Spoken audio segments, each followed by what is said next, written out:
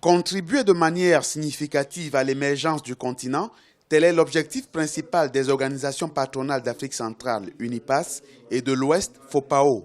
En concertation à Douala, la capitale économique du Cameroun, ce jeudi et vendredi, les chefs d'entreprise africains jettent les bases d'une synergie plus forte à l'échelle continentale.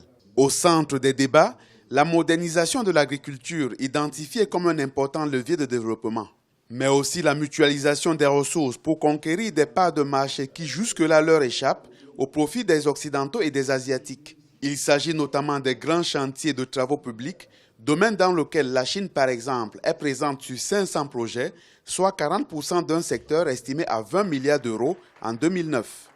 Que ce soit les aéroports, les ponts, les barrages hydroélectriques, la plupart de ces grands chantiers sont réalisés par des entreprises qui ne sont pas africaines.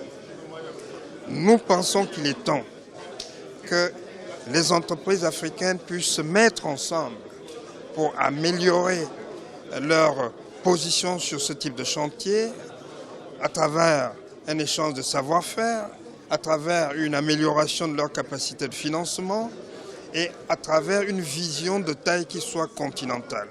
Du côté des participants, les attentes sont nombreuses.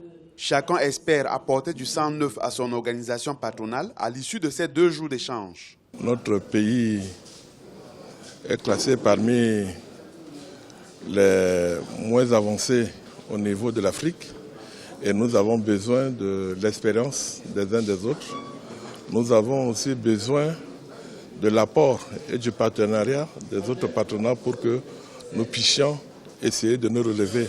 Une concertation comme celle à laquelle je viens d'assister nous permet à la fois de recueillir ou d'avoir beaucoup plus d'expérience, ce que font les autres, les bonnes pratiques, et de pouvoir les retraduire chez moi au Gabon. 19 organisations patronales sont membres de l'UNIPAS et de la FOPAO. Selon les experts, leur poids économique varie entre 60 et 90% du PIB marchand de leurs pays respectifs.